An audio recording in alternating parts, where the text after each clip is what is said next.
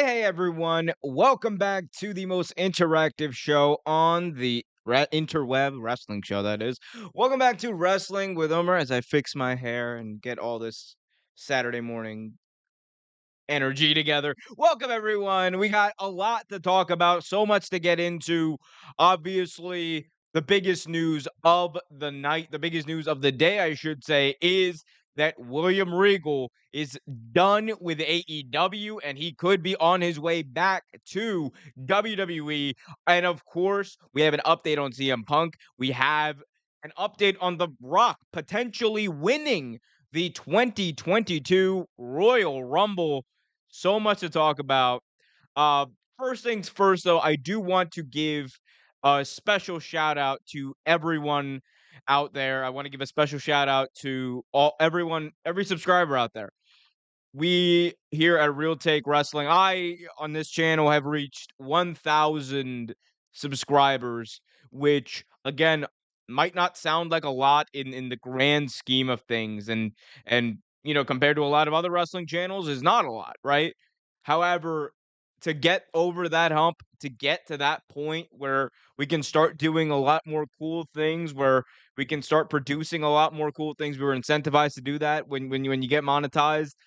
There are so many different avenues now open to this channel, and it's all because of you. It's because of people like you, MGT. It's because of people like you, Daniel, Michael, everyone who's in the chat right now. By the way, good morning, everyone.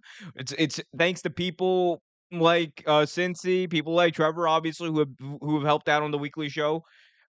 So much of this is thanks to you, and I try to deliver fun, entertaining, wacky wrestling content as much as I can, and I just appreciate every single one of you who have supported us through this journey, who have supported me, and we're not done yet, not by a long shot. So thank you. MGT says, "Congrats on hitting 1K, Omer. I've been waiting for it. Thank you, brother. It means a lot for you to say that." Um, anyway, enough about that. Enough about me. Let's talk about wrestling. We got Michael in the chat saying, "Hello, good morning. So is William Regal going back to WWE?" I'll get into that in just a second. Daniel in the chat says, "If William Regal does come to WWE, will he be an authority figure on Raw or SmackDown?" I'll also get into that as well later on in the show, but all your questions will be answered. The way this works, guys, leave your question in the chat and we will answer it as we go through. Um, and yeah, that's how this show kind of works, basically. We got MGT says nobody really knows what Regal is going to do when he returns to WWE. That is true, but we have some guesses, we have some hunches. First, let's talk about what happened. So William Regal was involved in the storyline with MJF on Dynamite this past week. He was hit in the back with the brass knucks. William Regal was then carted off in an ambulance and taken out, essentially written off of TV. That is what multiple sources have kind of confirmed at this point.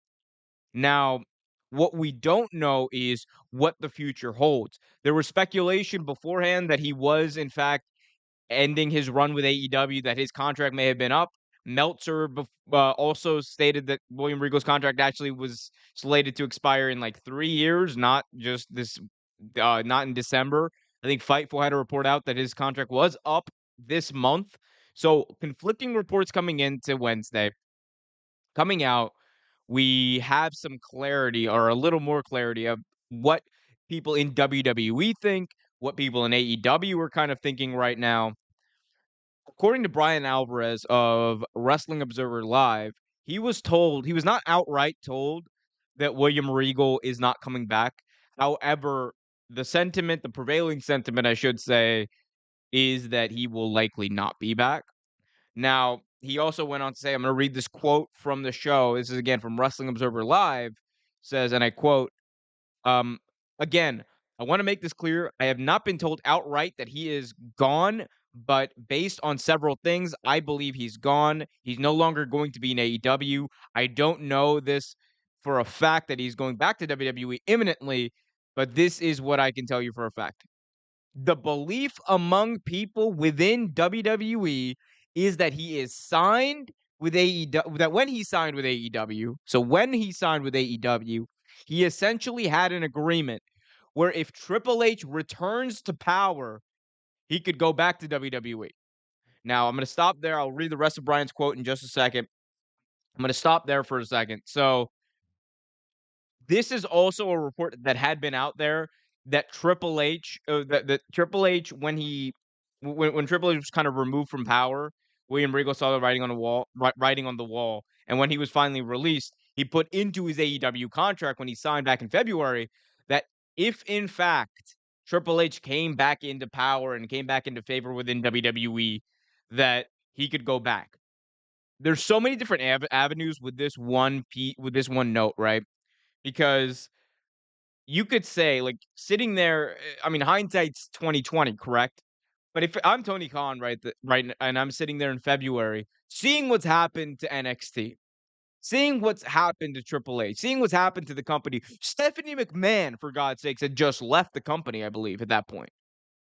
So you have all this stuff going on, and if I'm Tony Khan and William Regal asked for that, and I want to get him in the door immediately, it's not far-fetched for me to be like, "Sure, why not? Yeah, okay, sure, that's in the contract, let's go." Because there's no way in hell what happened next would happen. There's no way in hell that Vince McMahon, the man who founded the man who changed sports entertainment forever, right?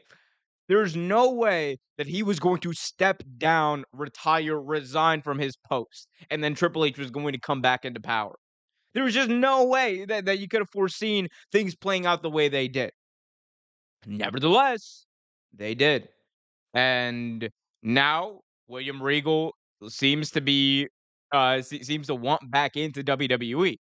And it's just the cards you were dealt if that's the case. Now, I'm going to move on and read the rest of this in just a second. MGT in the chat says William Regal wanting to leave the company is an L for AEW.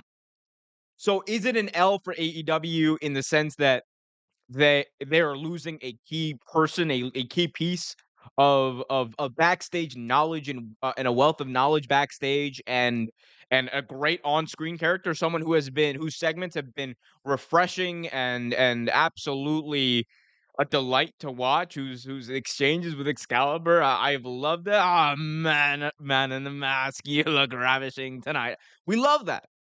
We love that. It is a loss in that respect for AEW.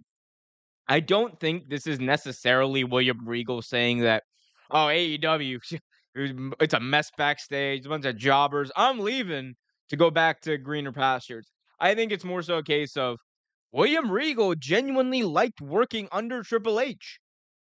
And that doesn't mean that AEW is necessarily a bad working environment. He's spoken many times about how much he's enjoyed his time in AEW. It's just maybe he liked something different. And that's fine. That is 100% fine because he can love WWE and like AEW. It's not like some wrestling fans like to make it out to be where it's like, Oh, I only watch WWE, or oh, AEW is so much better, and this is where wrestling matters. no, no. Love you guys, by the way. If you haven't already done so, hit that like button, subscribe, and hit that notification bell. Um, anyway, but in all seriousness, William Regal, I think he's doing what he believes is best for him, right? And I don't think it necessarily reflects bad on AEW. It is a backstage, it's a major loss for them. On screen, I think it's a pretty big loss for them as well because there's so much you could have done with William Regal. There was so much left on the table with the heel William Regal as a manager character. There's so much left on the table there. But MGT kind of encapsulates it best by saying WWE was his home. And it is. That's absolutely correct. Now, moving on to the quote from Brian Alvarez of Wrestling Observer Live. He said, and I quote, belief among people in WWE is that that when he signed with AEW, he essentially had an agreement where if Triple H returns to power, he can go back to WWE. And Triple H is now back in power. Belief within WWE is that is what's going on. He is going back to WWE, and it is part of an agreement he made when he signed, and Triple H is now back in power. So William Regal is returning. Whether this is the case, he finishes off by saying this. Whether it is the case, we will, I'm sure, find out soon enough. Now, that was the quote from Brian Alvarez that's gotten everyone talking. And look, from my perspective, it does look like William Regal was written off of TV. Whether that means that he's just taking time away, whether that means he's going back, I think there's too much talk out there of him going back for this to be complete smokescreen in that. I think he is going back. I think that it makes sense for him to go back.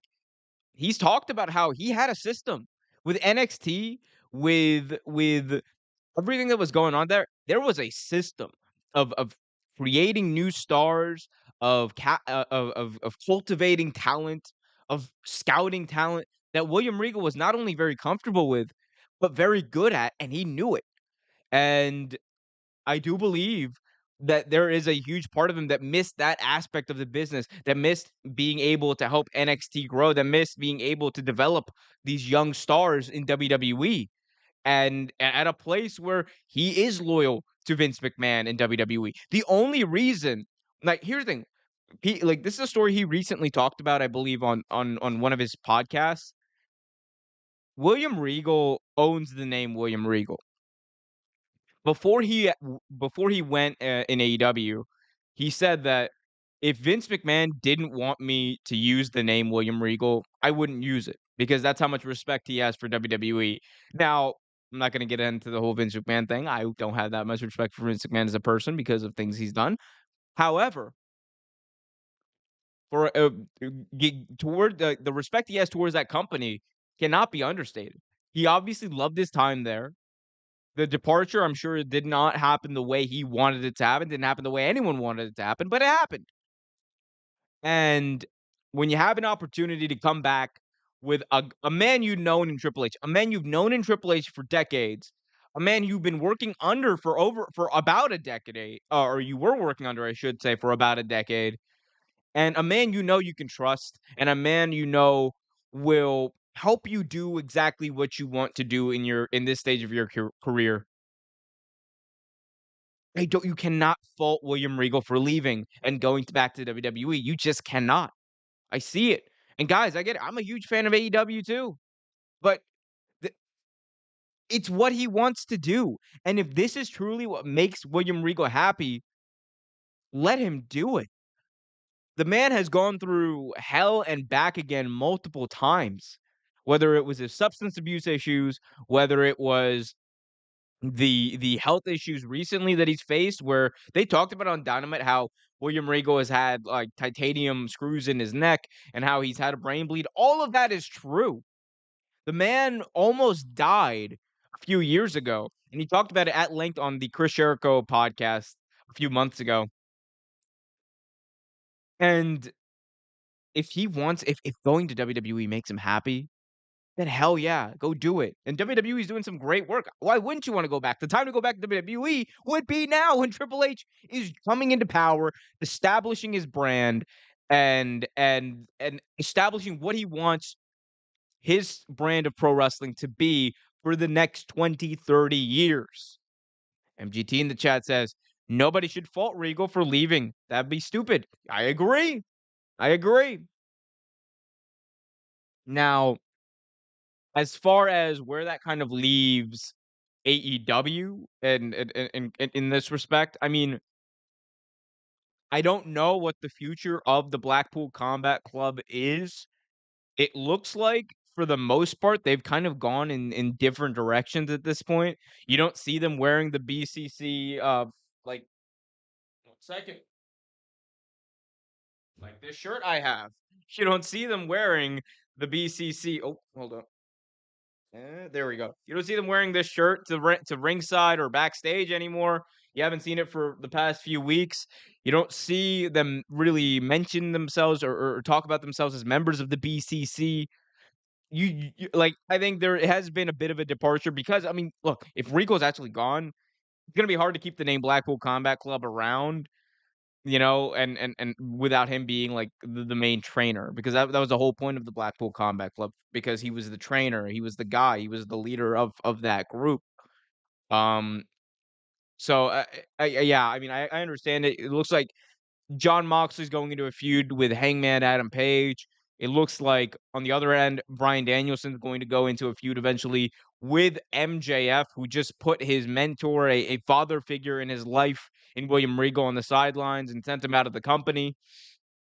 It looks like uh I mean, the you got the other members, Claudio Castagnoli and Wheeler Yuta, they look to be battling for the ROH titles. So everyone's kind of going in different directions, and I understand why. Like, it's sometimes things just move on. The Blackpool Combat Club was a great thing. It was a great thing, and for me, it was my favorite faction in AEW outside of, like, the Elite, of course, but, like, outside of the Elite is my favorite faction in AEW. So, um, that's just that. Um, as far as William Regal now in WWE, I think will we see him as an on-screen authority figure on either the main roster or NXT? I don't I don't think on NXT because they have seemingly put Shawn Michaels in that place. It looks like honestly they're kind of doing what AEW is doing, and I'm not saying they're copying. Like, stop. Or they're also doing what WWE did for a while too. But it seems like the person both behind the scenes is also the person on screen as far as the authority figure, but they have significantly less prominent of a presence than they would in, like, 10 years ago. Because like, you don't I think we're past the point of needing general managers. As great as Teddy Long was, right? Holla, holla. We're gonna have a tag team match. I love that. With The Undertaker. Like, I love that. Anyway, but like, we've kinda outgrown the need for general managers. I think you don't need the heel on-screen authority figures or anything like that. If William Regal was to come in and do stuff like that still, I think it would be perfect because he's amazing and they wouldn't overdo it. Because what he did with NXT was great. They never overused William Regal to the point where you were like, I don't want great. I got to see William Regal cut like a 10-minute, 20-minute promo on my TV screen. Like, you never got that vibe. He was there, he did his job, and he got out of the way and let the talent handle everything else. That is what an authority figure should be. It should be Jack Tunney. It should be Jack Tunney from the 1980s, who just comes on the screen and says, "The World Wrestling Entertainment Federation is going to have a tournament to crown a new World Wrestling Federation champion. I'm Jack Tunney." R.I.P. By the way. Anyway, but if you guys have never seen Jack Tunney speak, go watch Jack Tunney speak. I promise. I definitely did him justice there. Um, yeah. So, look, will we see him as an on-screen authority figure? Maybe. I don't think so on the main roster, though. I just don't see that happening, especially on the main roster because Triple H is starting to do more of those media scrums. I think that's good. There's going to be less of an emphasis on the on that. So, but we'll see. We'll see. There's a lot that could happen. Now, guys, again, if you haven't already done so, do me a big time favor. Hit that like button. It really helps out the algorithm, helps the channel grow, and helps my self-esteem as well. Also, be sure if you're listening on Spotify or Apple Podcasts to leave a 5-star review on this episode. Excuse me. Now, as far as other news, we do have a few other things we can talk about. Remember, by the way, this is like a fan interactive show, so definitely leave a chat, if you please. We will get to it.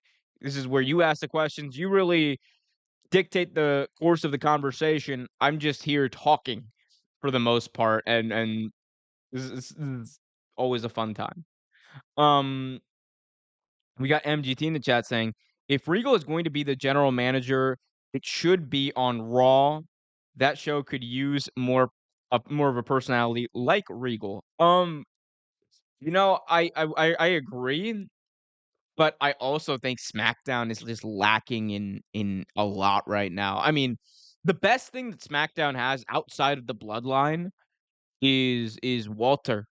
That's it. You have Walter and the Bloodline, and if the Bloodline aren't there that week doing whatever they're doing, like, it's a pretty bland show. I don't know what WWE is doing with the SmackDown Women's division. It just it seems like ever since Liv Morgan, and this is not a knock on Liv Morgan, this is a knock on the booking. Ever since they booked Liv Morgan and the way they booked Liv Morgan to win the Money in the Bank contract, it just does not seem like they have kind of recovered and gotten back to that same momentum they had pre-WrestleMania, post-WrestleMania with Ronda Rousey as champion. I think they've taken an immense step back in that respect. Um, so yeah, it's not great. I mean, they need something. I will definitely agree with that. They do need something. I just don't know exactly what that something is. You know what I need though? I need you guys to do me a favor, hit that like button if you haven't already done so, subscribe and hit that notification bell so you get notified whenever a new video is released. MGT says SmackDown Women's Division is flat. Absolutely. And the funny thing is, AEW, I think slowly, look, li bits of progress being made with their women's division.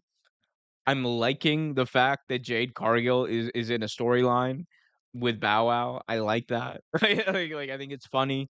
I think it kind of helps break through to the mainstream a little bit more, and I think it will hopefully show a different side of Jade. Now, the way they had that segment happen, I was like, "Okay, she just came in, Bow Wow interrupted her on this video that, people could barely hear, and then she left the ring." I'm like, there's a lot more that could have been done there. You coulda had her cut her whole promo after Bow Wow interrupted her, but that's not what happened. That wasn't the pacing of the show. Okay. On the other hand, I like what they're doing with Jamie Hayter, and Britt Baker. By the way, them I love Thunder Rosa. But at this point, they needed to get the title off of her as the full-time champion. It needed to go on Jamie Hayter, and that in respect also legitimizes the reign of Tony Storm, which is a good thing, and it's honestly overdue. I think people are kind of sick at this point of the interim tag. I think that should probably go away unless, like, the champion is only gonna be out, like, a month or 2 and we're coming up to a big show. Like, outside of that, I don't think you use the interim tag anymore. I think you strip him of the belt. Now, do, do, do, do, do. Sorry, guys. Dealing with something real quick. Anyway, but yeah, so there is that. I think the SmackDown Women's Division honestly just needs Becky Lynch. Like, let's get to the Rumble, have Becky win it, go over to SmackDown, re-energize that women's division, and have her just be the man. It's what we wanted 3 years ago, 4 years ago, almost. Jesus. That was almo 2023. That was 2019. Oh my god, that's been a long time. But yeah, well, but they just need to Becky Lynch to the moon. MGT in the chat says, "Tony Khan should stop this interim BS. It's so stupid. This is pro wrestling." Here's the thing, I don't mind it. I think okay, here's the thing, I actually don't mind the interim thing. Where I didn't like it was when they did it, like, when Cody had, like, COVID for, like, a week or 2, and they had Sammy Guevara win the interim title, and then, like, a week later, unify it with Cody. I was like, I didn't like that too much. Now where I think it was used right was in the original CM Punk injury back at Double or Nothing or after Double or Nothing where he injured himself, and then they had Moxley come in, win the interim title, and then you had the big match, who's champion versus champion, title for title at All Out. I thought that was good. I thought that was good. I thought that was a great way to use the interim tag. And my problem with the interim tag is if they're not going to be interim, if they're not gonna be, like, for a month or 2 max, then just strip him of the belt. That's my whole thing. Like, if you knew Thunder Rosa was going to be out for more than 2 months, then it's unfortunate. Strip her of the belt because that's the thing. If you knew CM Punk, like CM Punk, the whole thing, CM Punk was going to have the belt stripped of him regardless of the brawl out, right? The belt was coming off of Punk regardless of Brawl Out after that tricep injury he suffered. Because he just was not gonna be able to wrestle for like 9 months, and you can't have an interim champion for 9 more months. They weren't gonna do that, right? We got MGT in the chat saying Rhea Ripley should be the one to win the Royal Rumble and face Bianca Belair at WrestleMania for the Raw Women's Championship. Rhea versus Bianca. That's something I didn't know I needed. That would be a fun match. That would be a very fun match. And I think that would be interesting because that would be a very different style of wrestler that Bianca Belair has faced at WrestleMania because like we've seen her face like in-ring technicians like Sasha Banks and Becky Lynch and great performers like Bailey. But, like, I wanna see what she kinda does, like, as a bit of the underdog, because Rhea Ripley's a very, very strong, pro wrestler, like, it's a very different dynamic than she's seen, and also she's a technician, and also she's, like, great with everything she does in the ring, that would actually be a good story to have Bianca kind of as the underdog going into WrestleMania. That being said, you gotta get Becky Lynch over to SmackDown so she can face Ronda Rousey at WrestleMania and finally give me the payoff that I've been waiting for since Becky Lynch had her Becky 316 moment, up in the stage with the bloody nose. Like, I need that. So give it to me. Moving on, everyone. Let's talk about CM Punk because we always have to. We have an update. This is from Dave Meltzer of the Wrestling Observer newsletter. He stated that CM Punk was under contract with AEW as of last weekend. He is still being paid by the promotion and has not been released because of a holdup in his buyout on the AEW side. Now we had heard reports about this, and now Dave is kind of confirming these reports by saying that yeah, so it looks like AEW right now is not in the mood to really help Punk negotiate this buyout. They and look, I wouldn't either. There again reportedly seems to be a disconnect from AEW and CM Punk. He said that Punk hasn't had much contact with AEW, and and Punk is quote ready and willing to move on to his next project. And remember, CM Punk's a guy. He's got a lot of other stuff going on. He does the UFC commentary gig. He does heels, so the wrestling show on Stars. So there's a few different things that he has that he can do. He's not just a guy who's gonna do wrestling. But it looks like from this report that it's more of the same. CM Punk just does not want to be a part of AEW anymore. And you could argue all the things you want to about the way this was handled. I'm not gonna get into it because I know CM Punk fans are going to get mad, but it is what it is. CM Punk, at the end of the day, he screwed himself over by doing what he did. It is just a matter of fact he did, and that's not saying that other people weren't at fault to a degree, but when you look at what happened, when you look at the reactions and and who escalated and all that stuff, it's no question where the majority of the blame lies. Like, it's no question. And to pretend otherwise, I mean, I don't know what to say. But because I don't look, I'm not gonna I don't base my opinion on somebody about what they think of CM Punk in this whole thing. Like, it's whatever, guys. If you disagree, that's fine. Great. It's pro wrestling. But at the end of the day, we can't deny facts. And the fact is that CM Punk does not seem to be coming back to AEW. And it doesn't seem like that's going to be imminent. I think the Ace Steel thing, like him getting released, is that was gonna be something that was gonna be hard to recover from for this relationship between the 2 sides. I don't think that CM Punk, would want to come back to a company that just fired one of his best friends because he seems to be a loyal guy.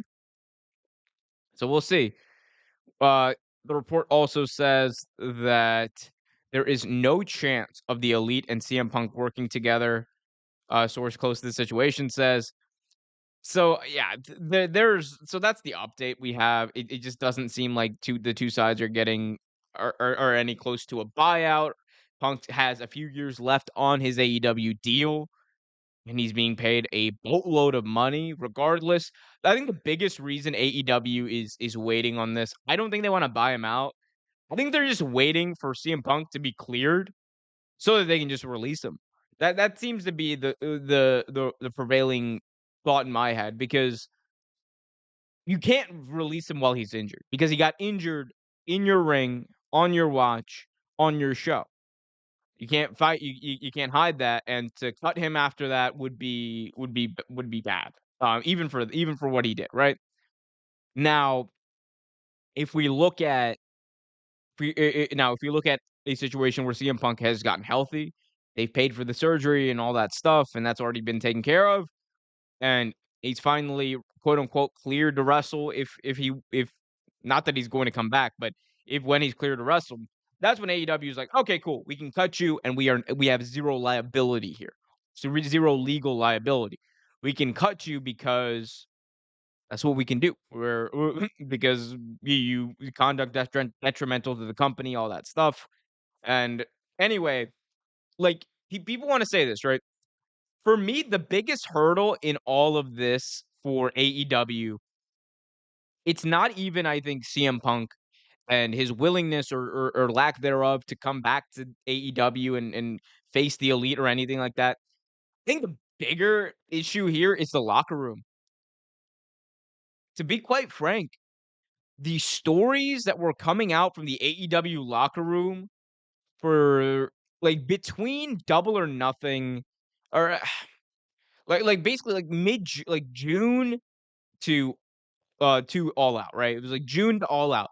The stories that were coming out from the AEW locker room told the tale of a divided locker room where people were very unhappy. It was like the tides were turning drastically as far as locker room sentiment goes at AEW. And it seems like after All Out, some of that has changed.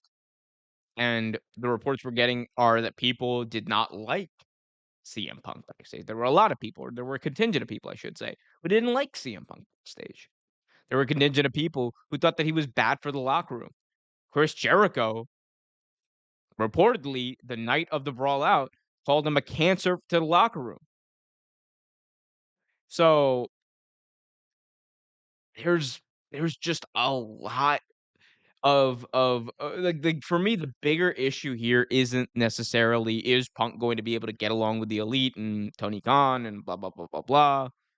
The bigger issue here is the locker room gonna want him back? Because remember, the first thing that people said was the first thing that we were told from backstage was if CM Punk were to come back, there would need to be amends made to the entire locker room, not just Hangman Adam Page, not just 1 or 2 people, the entire locker room.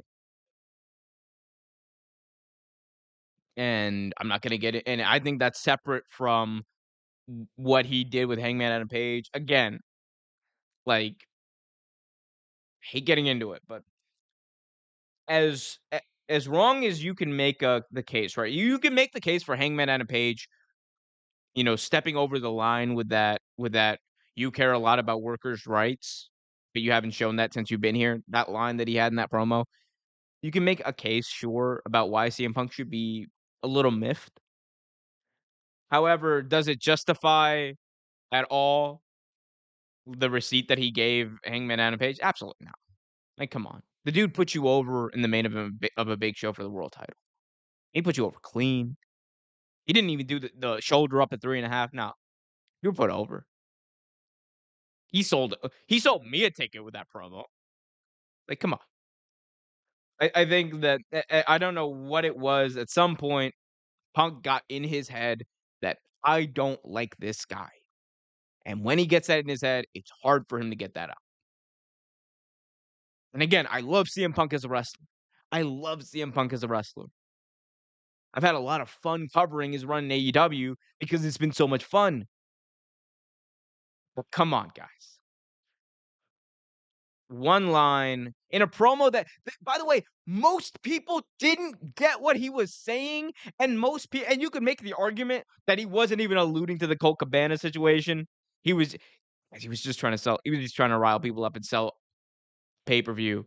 And then my man goes out there and goes into business for himself and CM Punk on live TV and calls out Hangman Adam Page. Like, come on, guys, come on. Like, it's just we got to be honest about what we're doing here. Anyway, MGT in the chat says CM Punk is such a big man child. Him and people like the Elite should act like freaking adults. They could have made money off of this, but it's not like CM Punk needs pro wrestling. The guy is rich. He is rich. Yep. Also, as far as the Elite go, I mean, I here's the thing. Would I have a problem with the Elite? I would have more of a problem with the Elite and the kind of like shots, quote unquote, they've taken at CM Punk. If this wasn't something they'd been doing for like 20 years, or not 20 years, like 10 years at this point anyway, because they've been doing this. They've made a career off of being trolls. That's the Young Bucks' entire gimmick. They are trolls. That's what they do. They troll to get a rise out of the audience, to get a rise out of the internet, to make buzz. That's how AEW started, guys. So we can't like here's the thing. Did what they said wasn't necessarily hurtful, wasn't necessarily harmful, wasn't necessarily like anything like that. So it was just basic trolling. And they did it once. And while they were in Chicago, they had a reason to do it. Lean in, man. As Cody Rhodes says, lean in with that big golden shovel. Yeah, I mean, like, so I get it. We got MGT in the chat says it would be a cold day in hell if Punk returns to WWE. If I was a betting man, I won't bet on it. I would say that there's like a 90% chance that doesn't happen, but I definitely give it like a 10% chance of that happening at this point. Assuming that Punk has a relatively short non-compete, if in fact he is released. Because like if he's released and they have like a 2-year non-compete, then I mean at that point, just or whatever, like probably not because he's gonna be what like 46 at that point. Although Goldberg's come back to like 56, so it doesn't matter. I wouldn't close the door on anything in pro wrestling. I wouldn't even close the door of Punk coming back. It just doesn't look like right now that that's the direction things are going in. You guys let me know what you guys think in the chat. Hit that like button if you haven't already done so. Subscribe and hit that notification bell so you get notified whenever a new video stream, podcast, whatever is released. Final story of the day, final official story. If you guys have questions, put them in the chat. Hit that like button, subscribe, all that jazz. Final topic of the day. We got an update on The Rock's potential return at the Royal Rumble. So, big story has been when is The Rock going to return? Everyone wants to see him wrestle Roman Reigns at WrestleMania 39. Is it going to happen? How is it going to happen? Is it going to be for one of the belts, two of the belts, none of the belts? We got a little clarity on that right here. This is an aggregation I'm reading from Cultaholic. Let's see. So here we go. In an update from the Wrestling Observer newsletter, Dave Meltzer reported that The Rock's return at the Royal Rumble has been discussed within WWE, but it's been talked about as a pie in the sky scenario for the Great One to be the surprise number 30 entrant and win the Royal Rumble. There's no real confirmation on if these plans are official beyond just a rumor. WWE reportedly are looking to pretty much finalize the WrestleMania plans by mid-January, and any potential involvement from The Rock would need to be in place by then. So here's the thing: we finally have a timeline. It looks like on when a decision on whether The Rock is or isn't going to be at WrestleMania is going to be made. Mid-January is that timeline, and that is a pretty good timeline to have for your WrestleMania plans. If you don't know what you're doing in March by January, you probably can, it's not a great thing.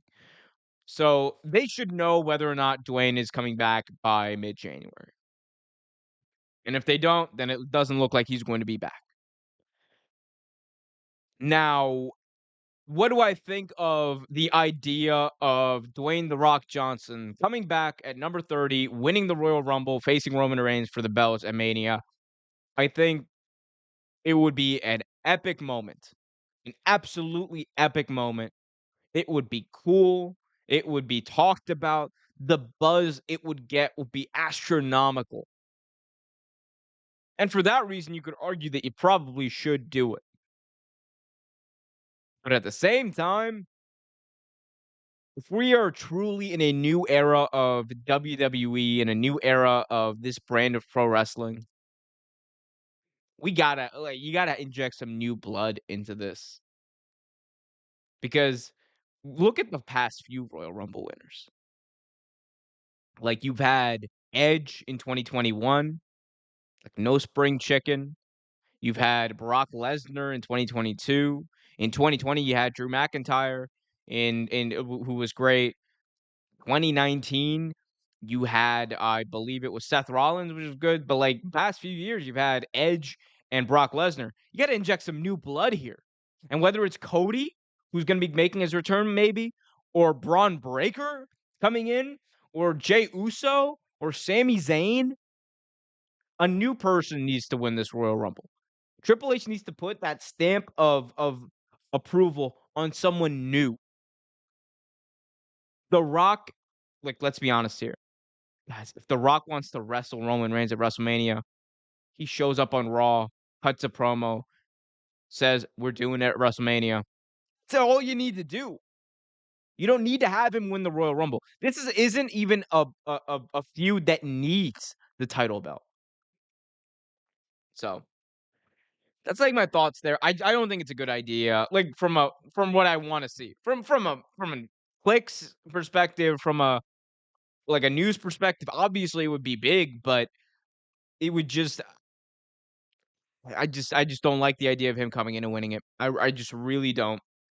Outside of you building it up for a few weeks beforehand and then Roman costing him the Royal Rumble, that would be interesting. That would be interesting, and could be an interesting way to build up that feud. And I'm of the opinion that Roman Reigns should defend the title at both nights of WrestleMania. I think he should open night 1, close night 2 with world title matches, and he should lose both matches. But then again, my fantasy booking doesn't have him going up against The Rock. If it's The Rock, he should beat The Rock, but I don't know, man. There's I think there's enough of a story to be told as far as who's the real head of the table of that family that you don't really need the title. You don't need it. Guys, we are heading down the home stretch. Only a few minutes left in this show. If you haven't already done so, be sure to hit that like button, subscribe, hit that notification bell, and all that jazz. We got MGT in the chat saying age doesn't matter. Oh, okay. You're referring to the CM Punk thing. I was like, what? Um, because it does, but no, in professional wrestling, you're correct. Uh, age is but a number in as respect of how old you are in professional wrestling.